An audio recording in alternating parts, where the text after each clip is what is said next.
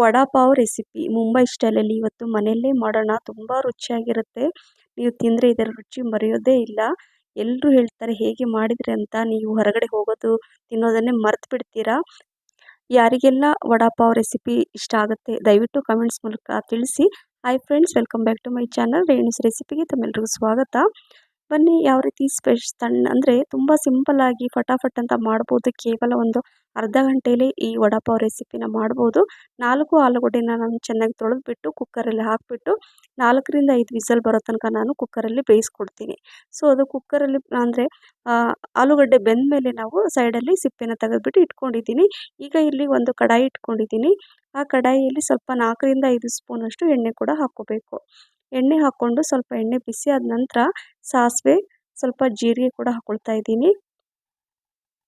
So ಸಾಸಿವೆ ಜೀರಿಗೆ ಸ್ವಲ್ಪ ಸಿಡಿದ ಮೇಲೆ ಸ್ವಲ್ಪ ಹಿಂಗೆ ಹಾಕ್ಕೊತಾ ಇದ್ದೀನಿ. ಹಾಗೆ ಫ್ರೆಶ್ ಕರಿಬೇವಿನ ಎಲೆ, ಹೆಚ್ಚಿರುವಂಥ 4ರಿಂದ 5 ಹಸಿಮೆಣಸಿನ್ಕಾಯಿ, ಒಂದು 2 ಇಂಚಷ್ಟು ಶುಂಠಿ ಸಣ್ಣಗೆ ಈ ರೀತಿಯಾಗಿ ಪೀಸಸ್ ಆಗಿ ಸಣ್ಣಗೆ ಹೆಚ್ಕೊಂಡು ಹಾಕ್ಕೋಬೇಕು. ನೀವು ವಡಾ ತಿಂತಿರ್ತೀರಲ್ಲ, ವಡಾ ತಿನ್ನುವಾಗ ಆ ಮಿಡ್ಲು ಶುಂಠಿ ಫ್ಲೇವರ್ ತುಂಬ ಚೆನ್ನಾಗಿರುತ್ತೆ. ಅದನ್ನು ಸ್ಕಿಪ್ ಮಾಡಬೇಡಿ. ಶುಂಠಿನ ಈ ಥರ ಕಟ್ ಮಾಡಿಬಿಟ್ಟು ಹಾಕ್ಕೋಬೇಕು. ಸೊ ಸ್ವಲ್ಪ ಅರಿಶಿನ ಹಾಕ್ಕೊತಾ ಇದ್ದೀನಿ. ಹಾಗೆ ಜೀರಿಗೆ ಪುಡಿ, ಇದು ಒಂದು ಅರ್ಧ ಸ್ಪೂನಷ್ಟು ಜೀರಿಗೆ ಪುಡಿ ಕೂಡ ಮಿಕ್ಸ್ ಮಾಡದೆ ಹಾಕ್ಕೊಳ್ಳಿ, ತುಂಬ ರುಚಿ ಜಾಸ್ತಿ ಇರುತ್ತೆ. ಸೊ ಈಗ ಮಿಕ್ಸ್ ಮಾಡಿದ ನಂತರ ಈಗ ನಾನು 4 ಆಲೂಗಡ್ಡೆ ಹೇಳಿದ್ನಲ್ವ, ಬಾಯ್ಲ್ ಮಾಡಿ ಇಟ್ಟಿದ್ದೆ, ಸಿಪ್ಪೆ ತೆಗೆದಿಟ್ಟಿದ್ದೆ ನಾನು. ಸೊ ಅದನ್ನು ಈ ರೀತಿಯಾಗಿ ನೋಡಿ ಇದರಲ್ಲಿ ಹಾಕ್ಕೊಳ್ತಾ ಇದ್ದೀನಿ. 4 ಆಲೂಗಡ್ಡೆ ಈ ಥರ ಎಲ್ಲ ಕರೆಕ್ಟಾಗಿ ಕುಕ್ ಆಗಬೇಕು. ನೋಡಿ ಈ ರೀತಿಯಾಗಿ ಈ ಆಲೂಗಡ್ಡೆ ನಾನು ಇದರಲ್ಲಿ ಹಾಕ್ಕೊಂಡು ಕರೆಕ್ಟಾಗಿ ಇದನ್ನು ಜಸ್ಟ್ ಸುಮ್ಮನೆ ನೀವು ಮಿಕ್ಸ್ ಮಾಡ್ಕೊಂಡು ಇಡಬೇಡಿ, ನಾನು ತೋರಿಸ್ತೀನಿ. ಈಗ ರುಚಿಗೆ ತಕ್ಕಷ್ಟು ಉಪ್ಪನ್ನು ಹಾಕ್ಕೋಬೇಕು. ಎಲ್ಲ ಆಲೂಗಡ್ಡೆನ ಈ ರೀತಿಯಾಗಿ ಕರೆಕ್ಟಾಗಿ ಅದು ಕುಕ್ ಆಗಬೇಕು, ಚೆನ್ನಾಗಿ ಹೊಗೆ ಬರೋ ತನಕ ಈ ರೀತಿಯಾಗಿ ಬೇಯಿಸ್ಕೋಬೇಕು, ಅಂದರೆ ರುಚಿ ಜಾಸ್ತಿ ಆಗುತ್ತೆ.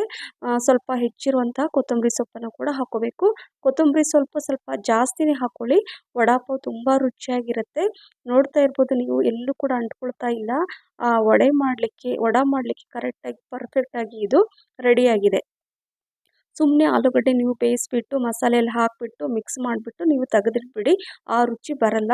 ಚೆನ್ನಾಗಿ ಒಂದು 2ರಿಂದ 3 ನಿಮಿಷ ಚೆನ್ನಾಗಿ ಈ ರೀತಿ ಹೊಗೆ ಬರೋ ತನಕ ಅದು ಆಲೂಗಡ್ಡೆ ಕುಕ್ ಆಗಬೇಕು ಈ ರೀತಿಯಾಗಿ. ಸೊ ಈಗ ಎಲ್ಲ ಇದನ್ನು ನಾನು ಒಂದು ಪ್ಲೇಟಲ್ಲಿ ತೆಗೆದುಬಿಟ್ಟು ಇಡ್ತಾ ಇದ್ದೀನಿ, ಸ್ವಲ್ಪ ತಣ್ಣಗಾಗಲಿ. ಸೊ ಇಲ್ಲಿ 1 ಕಪ್ಪಷ್ಟು ನಾನು ಕಡಲೆ ಹಿಟ್ಟು ವಡೆ ಮಾಡಲಿಕ್ಕೆ ಹಾಕ್ಕೊಂಡಿದ್ದೀನಿ. ಹಾಗೆ 1 ದೊಡ್ಡ ಸ್ಪೂನಿಂದ ಅಕ್ಕಿ ಹಿಟ್ಟು ಹಾಕ್ಕೊಂಡಿದ್ದೀನಿ. ಸ್ವಲ್ಪ ಉಪ್ಪು, ಸ್ವಲ್ಪ ಅರಿಶಿನ, 1 ಸ್ಪೂನಷ್ಟು ಖಾರದ ಪುಡಿ, ಸ್ವಲ್ಪ ಅಜ್ವೈನ್, ಸ್ವಲ್ಪ ಜೀರಿಗೆ, ಹಾಗೆ 1 ಚಿಟಿಕೆಯಷ್ಟು ಅಡುಗೆ ಸೋಡಾ ಹಾಕ್ಕೊಂಡು ಕರೆಕ್ಟಾಗಿ ಇದು ಮೊದಲು ಮಿಕ್ಸ್ ಮಾಡ್ಕೊಳ್ಳೋಣ. ಮಿಕ್ಸ್ ಮಾಡ್ಕೊಂಡ ನಂತರ ಸ್ವಲ್ಪ ನೀರು ಹಾಕ್ಕೋಬೇಕು. ಒಂದೇ ಸಲ ಜಾಸ್ತಿ ನೀರು ಬೇಡ, ಸ್ವಲ್ಪ ನೀರು ಹಾಕ್ಕೊಂಡು ವಡಾ ಮಾಡಲಿಕ್ಕೆ ಯಾವ ಥರ ಬೇಕೋ ಆ ಹದಕ್ಕೆ ಕಲಿಸ್ಕೋಬೇಕು. ತುಂಬ ಗಟ್ಟಿನೂ ಅಲ್ಲ, ತುಂಬ ನೀರಾಗೂ ಇಲ್ಲ, ಒಂದು ಹದಕ್ಕೆ ಬರಬೇಕು. ನಾನು ನಿಮ್ಗೆ ತೋರಿಸ್ತೀನಿ, ಅದೇ ರೀತಿಯಾಗಿ ತೋರಿಸ್ತಾ ಇದ್ದೀನಲ್ವ, ಸೇಮ್ ಅದೇ ರೀತಿಯಾಗಿ ಮಿಕ್ಸ್ ಮಾಡ್ಕೋಬೇಕು. ನೋಡಿ ಈ ರೀತಿಯಾಗಿ ಬರಬೇಕು. ಈ ರೀತಿಯಾಗಿ ಕರೆಕ್ಟಾಗಿ ಬರಬೇಕು. ಅಂದರೆ ಆ ವಡಾ ನಾವೇನು ಆಲೂಗಡ್ಡೆನ ಈ ರೀತಿ ಅದರಲ್ಲಿ ಡಿಪ್ ಮಾಡಿ ಹಾಕುವಾಗ ಅದರಲ್ಲಿ ಕರೆಕ್ಟಾಗಿ ಅದು ಸೇರ್ಕೋಬೇಕು ಮೇಲೆಲ್ಲ. ಜಾಸ್ತಿ ನೀರಾದರೆ ಏನಾಗುತ್ತೆ, ಆಲೂಗಡ್ಡೆ ಎಲ್ಲ ಕಾಣಿಸುತ್ತೆ. ಹಾಗಾಗಿ ತುಂಬ ಗಟ್ಟಿನೂ ಅಲ್ಲ, ತುಂಬ ತೆಳುನೂ ಅಲ್ಲ. ಈಗ ಇದನ್ನು ನಾನು ಸ್ವಲ್ಪ ಇದನ್ನು ಯಾಕೆ ಈ ರೀತಿ ಹಾಕ್ತಾ ಇದ್ದೀನಿ ಅಂತ ನಿಮಗೆ ಆಮೇಲೆ ತೋರಿಸ್ತೀನಿ. ಸ್ಪೆಷಲ್ ಆದ ಒಂದು ಚಟ್ನಿ ಪುಡಿ ಮಾಡಬೇಕು, ಹಾಗಾಗಿ ನಾನು ಈ ರೀತಿಯಾಗಿ ಸ್ವಲ್ಪ ಈ ಬೂಂದಿ ಥರ ಈ ಥರ ಬಿಡ್ತಾ ಇದ್ದೀನಿ. ಈ ರೀತಿಯಾಗಿ ಇದನ್ನು ಸ್ವಲ್ಪ ತಕ್ಕೊಂಡು ಒಂದು ಪ್ಲೇಟಲ್ಲಿ ಇಟ್ಕೊಳ್ತೀನಿ. ತುಂಬ ರುಚಿಯಾಗಿರುತ್ತೆ. ಸ್ಪೆಷಲ್ ಇದು ಮುಂಬೈ ಸ್ಟೈಲಲ್ಲಿ ನಾನು ಮಾಡ್ತಾ ಇರೋದು ಚಟ್ನಿ ಪುಡಿ ಕೂಡ ಇದು ಅದಕ್ಕೆ ಬೇಕಾಗುತ್ತೆ. ಹಾಗಾಗಿ ಅದನ್ನು ನಾನು ಸ್ವಲ್ಪ ಫ್ರೈ ಮಾಡಿ ತೆಗೆದಿಟ್ಕೊಂಡಿದ್ದೀನಿ. ಆಲೂಗಡ್ಡೆ ಕೂಡ ತಣ್ಣಗಾಗಿದೆ. ಅದನ್ನು ನೋಡಿ ಈ ರೀತಿಯಾಗಿ ರೌಂಡ್ ಶೇಪಲ್ಲಿ ನಾನು ಒಂದು 4 ಮಾಡಿ ಫಸ್ಟ್ ಇಟ್ಕೊಳ್ತೀನಿ. ಅಂದರೆ ಬೇಗನೆ ಇದರಲ್ಲಿ ಡಿಪ್ ಮಾಡಿ ನಾವು ಫ್ರೈ ಮಾಡ್ಬೋದು. ಅಲ್ಲಿ ನಾನು ಎಣ್ಣೆ ಕೂಡ ಬಿಸಿ ಮಾಡಲಿಕ್ಕೆ ಇಟ್ಟಿದ್ದೀನಿ. ಎಣ್ಣೆ ಕೂಡ ಬಿಸಿಯಾಗಿದೆ. ಸೊ ಈಗ ಇದನ್ನು ನೋಡಿ ಈ ರೀತಿಯಾಗಿ ರೌಂಡಾಗಿ ಡಿಪ್ ಮಾಡಿ ಕರೆಕ್ಟಾಗಿ ಇದರಲ್ಲಿ ಹಾಕ್ಕೋಬೇಕು. ಎಣ್ಣೆ ಬಿಸಿ ಆದಮೇಲೆ ಹಾಕ್ಕೋಬೇಕು. ನೋಡಿ ಈ ರೀತಿಯಾಗಿ ತೋರಿಸ್ತಾ ಇದ್ದೀನಿ ನೋಡಿ. ಇಲ್ಲಾಂದರೆ ನಿಮಗೆ ಕೈಯಿಂದ ಆಗಲ್ಲ ಅಂದರೆ ಒಂದು ಸ್ಪೂನಲ್ಲಿ ಸ್ವಲ್ಪ ಮಿಕ್ಸ್ ಮಾಡ್ಕೊಂಬಿಟ್ಟು ಈ ರೀತಿ ರೌಂಡ್ ಮಿಕ್ಸ್ ಮಾಡಿ ಸ್ಪೂನಲ್ಲಿ ಕೂಡ ಹಾಕ್ಕೋಬೋದು. ಕೈಯಲ್ಲಿ ಹಾಕ್ಕೊಳ್ಳೋಕ್ಕಾಗುತ್ತೆ ಅಂದರೆ ಕೈಯಿಂದ ಕೂಡ ಈ ಥರ ಹಾಕ್ಕೋಬೋದು. ನೋಡಿ ಎಲ್ಲೂ ಕೂಡ ಬಿಟ್ಕೊಳ್ತಾ ಇಲ್ಲ. ಅಂದರೆ ಹಿಟ್ಟು ಕರೆಕ್ಟಾಗಿ ಹದವಾಗಿ ನಾವು ಕಲಸಿದ್ದೀವಿ. ತುಂಬ ತೆಳುನೂ ಇಲ್ಲ, ತುಂಬ ಗಟ್ಟಿನೂ ಇಲ್ಲ, ಅದೆಲ್ಲ ಕವರ್ ಆಗಬೇಕು ಅಷ್ಟೇ. ನೋಡಿ ಈ ರೀತಿಯಾಗಿ ಬರಬೇಕು ಕರೆಕ್ಟಾಗಿ. ಈ ವಡಾ ರೆಡಿ ಆದರೆ ತುಂಬ ರುಚಿಯಾಗಿರುತ್ತೆ. ಈ ವಡಾ ಪಾವ್ ನಾನು ಹಾಕಿರುವ ಎಲ್ಲ ಸಾಮಗ್ರಿಗಳನ್ನು, ಇಂಗ್ರೀಡಿಯೆಂಟ್ಸನ್ನು ನಾನು ಏನೇನು ಹಾಕಿದ್ದೀನಿ ಅದೇ ರೀತಿಯಾಗಿ ಹಾಕ್ಕೊಳ್ಳಿ. 100% ಇದರ ರುಚಿ ನೀವು ಮರೆಯೋದೇ ಇಲ್ಲ. ಈ ರೀತಿಯಾಗಿ ಮನೆಯಲ್ಲೇ ನೀವು ಈ ವಡಾಪಾವ್ ಮಾಡಿ ತಿಂದರೆ ನಿಜವಾಗ್ಲೂ ನೀವು ಈ ರುಚಿ ಮರೆಯೋದೇ ಇಲ್ಲ. ಆವಾಗವಾಗ ನೀವು ಹೊರಗಡೆ ತಿನ್ನೋದನ್ನು ಬಿಟ್ಟು ಮನೆಯಲ್ಲೇ ಮಾಡ್ತೀರಾ. ನೋಡಿ ಈ ರೀತಿ ಕರೆಕ್ಟಾಗಿ ಫ್ರೈ ಆಗಿದೆ. ಸೊ ಈಗ ನಾನು ಒಂದು ಪ್ಲೇಟಲ್ಲಿ ತೆಗೆದಿಡ್ತಾ ಇದ್ದೀನಿ. ಅದೇ ರೀತಿ ಉಳಿದಿರೋಂಥದ್ದನ್ನು ಕೂಡ ನಾನು ವಡೆ ಮಾಡಿಕೊಂಡು ಇಟ್ಕೊಳ್ತೀನಿ. ನೋಡಿ ಈ ರೀತಿಯಾಗಿ ಇದೇ ರೀತಿಯಾಗಿ ಎಲ್ಲ ಕರೆಕ್ಟಾಗಿ ರೌಂಡ್ ಶೇಪಲ್ಲೇ ಬರಬೇಕು. ತುಂಬ ಚೆನ್ನಾಗಿರುತ್ತೆ. ಈ ರೀತಿಯಾಗಿ ವಡೆ ನಾನು ರೆಡಿ ಮಾಡಿ ಇಟ್ಕೊಂಡಿದ್ದೀನಿ. ಒಂದು 5ರಿಂದ 6 ಹಸಿಮೆಣಸಿನ್ಕಾಯಿ ಮಧ್ಯಕ್ಕೆ ಸ್ವಲ್ಪ ಕಟ್ ಮಾಡಿಬಿಟ್ಟು ಹಾಕ್ಕೋಬೇಕು ಎಣ್ಣೆಯಲ್ಲಿ. ಯಾಕಂದರೆ ಸಿಡಿಯೋ ಚಾನ್ಸಸ್ ಇರುತ್ತೆ. ಇದಕ್ಕೆ ಬೇಕೇ ಬೇಕು ಈ ಹಸಿಮೆಣಸಿನ್ಕಾಯಿ ಫ್ರೈ ಮಾಡಿದಂಥದ್ದು. ಸ್ವಲ್ಪ ಬೆಳ್ಳುಳ್ಳಿ, ಇದು ಕೂಡ ನಿಮಗೆ ಹೇಳ್ತೀನಿ ಯಾಕೆ ಅಂತ. ಇದು ಕೂಡ ಬೆಳ್ಳುಳ್ಳಿ ಕೂಡ ಸ್ವಲ್ಪ ಫ್ರೈ ಮಾಡಿಬಿಟ್ಟು ನಾನು ತೆಗೆದಿಟ್ಕೊಳ್ತೀನಿ. ಈಗ ಚಟ್ನಿ ಪುಡಿ ಮಾಡ್ಕೊಳ್ಳೋಣ. ಇಲ್ಲಿ ಅರ್ಧ ಬಟ್ಲಷ್ಟು ಒಣ ಕೊಬ್ಬರಿನ ನಾನು ಒಂದು ಕಡಾಯಿಯಲ್ಲಿ ಸ್ವಲ್ಪ ಬಿಸಿ ಮಾಡ್ಕೊಳ್ತೀನಿ. ಹಾಗೆ 2ರಿಂದ 3 ಸ್ಪೂನಷ್ಟು ಇದು ಎಳ್ಳು, ಬಿಳಿ ಎಳ್ಳನ್ನು ಹಾಕ್ಕೋಬೇಕು. ಹೇಳಿದ್ನಲ್ವ ಮುಂಬೈ ಸ್ಟೈಲಲ್ಲಿ ಈ ಚಟ್ನಿ ಪುಡಿ ಮಾಡ್ತಾ ಇರೋದು. 4ರಿಂದ 5 ಸ್ಪೂನಷ್ಟು ಇದು ಶೇಂಗಾನ ನಾನು ಮೊದಲೇ ಹುರಿದ್ಬಿಟ್ಟು ಇಟ್ಕೊಂಡಿದ್ದೆ. ಇದನ್ನು ಸ್ವಲ್ಪ ರೋಸ್ಟ್ ಮಾಡ್ಕೊಳ್ಳೋಣ. ಇನ್ನು ಸ್ವಲ್ಪ ಎಲ್ಲ ರೋಸ್ಟ್ ಮಾಡಿಕೊಂಡು ಡ್ರೈ ರೋಸ್ಟೇ ಮಾಡ್ಕೋಬೇಕು. ಅದನ್ನು ಹಾಕ್ಕೊಂಡಿದ್ದೀನಿ. ಇದು ನಾನು ಹೇಳಿದ್ನಲ್ವ, ಇದನ್ನು ಫ್ರೈ ಮಾಡಿದಾಗ ಯಾಕೆ ಅಂತ ಹೇಳ್ತೀನಂತ, ಚಟ್ನಿ ಪುಡಿಗೆ ಯೂಸ್ ಮಾಡಬೇಕು.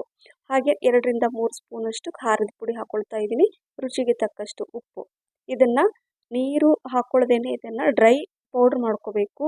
ಈ ಪೌಡ್ರು, ಈ ಚಟ್ನಿ ಪುಡಿನೇ ಈ ವಡಾಪಾವ್ಗೆ ರುಚಿ ಕೊಡುತ್ತೆ. ಹಾಗಾಗಿ ಇದು ಮಾತ್ರ ವಡಾಪಾವ್ಗೆ ಈ ಚಟ್ನಿ ಪುಡಿ ಇರಲೇಬೇಕು. ಇದು ಸ್ಪೆಷಲ್ ಚಟ್ನಿ ಪುಡಿ. ಹಾಗಾಗಿ ನಾನು ಇದೇ ರೀತಿಯಾಗಿ ನೀವು ಕೂಡ ಮಾಡಿ. ನಾನು ಯಾವ ರೀತಿ ತೋರಿಸಿದ್ನಲ್ವ ಇದೇ ರೀತಿಯಾಗಿ ಈ ಚಟ್ನಿ ಪೌಡ್ರಂತೂ ತುಂಬ ರುಚಿಯಾಗಿರುತ್ತೆ. ಹಾಗಾಗಿ ನೋಡಿ ಈ ರೀತಿಯಾಗಿ ಕರೆಕ್ಟಾಗಿ ಕಲರ್ ಕೂಡ ಎಷ್ಟು ಚೆನ್ನಾಗಿ ಬಂದಿದೆ ನೋಡಿ ಆ ಚಟ್ನಿ ಪುಡಿದು. ಇದೇ ರೀತಿಯಾಗಿ ಬರಬೇಕು. ಸೊ ಈಗ ಇದು ಒಂದು ಚಟ್ನಿ ಪುಡಿ ನಾನೇನು ರೆಡಿ ಮಾಡಿದ್ನಲ್ವ ಮಿಕ್ಸಿ ಜಾರಿಂದ ಒಂದು ಪ್ಲೇಟಲ್ಲಿ ತೆಗೆದುಬಿಟ್ಟು ಇಟ್ಕೊಳ್ತೀನಿ.